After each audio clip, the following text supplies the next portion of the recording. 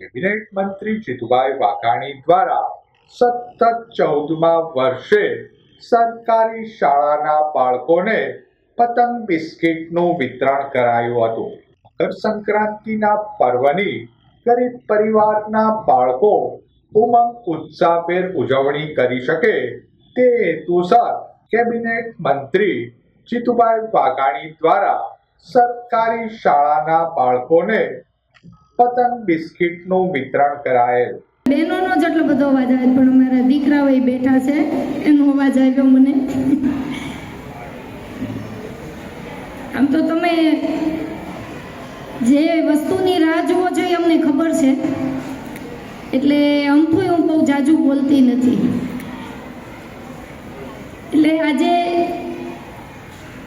આપણા મંત્રીશ્રી અને પશ્ચિમ વિધાનસભાના લોકલાડીલા ધારાસભ્ય જીતુભાઈ વાઘાણી સાહેબનો 14 વર્ષથી એ બાળકોને પતંગ આપી રહ્યા છે. અને આ પ્રોગ્રામમાં ઉપસ્થિત મંચસ્થ મહાનુભાવ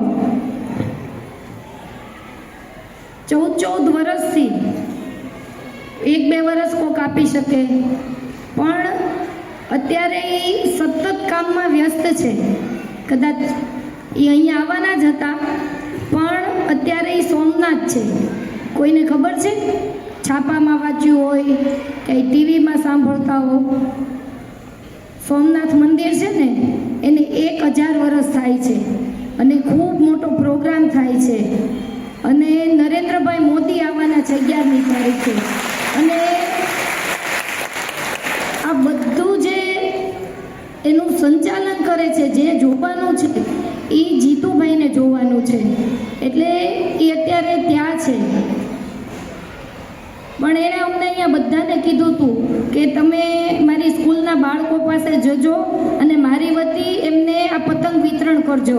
એટલે મેં બધાનું નામ એટલે ન લીધું કે અહીંયા અમે કેટલા બધા લોકો છીએ અને અમે પણ જીતુભાઈ સાથે ખૂબ લાગણીના સંબંધથી જોડાયેલા છીએ. પતંગ વિતરણ કાર્યક્રમમાં ભાવનગર પશ્ચિમની 33 શાળા તેમજ પૂર્વની 36 શાળાના વિદ્યાર્થીઓને અંદાજિત 1,30,000 પતંગ સાથે ફિરકીઓ અને 21,000 બિસ્કિટના પેકેટોનું વિતરણ કરાયું હતું. પતંગ વિતરણ કાર્યક્રમ વેળા મેયર ભરતભાઈ બારડ, ભાવનગર પૂર્વના ધારાસભ્ય સેજલબેન પંડ્યા સહિત અન્ય આગેવાનો કાર્યકરો ઉપસ્થિત રહ્યા હતા.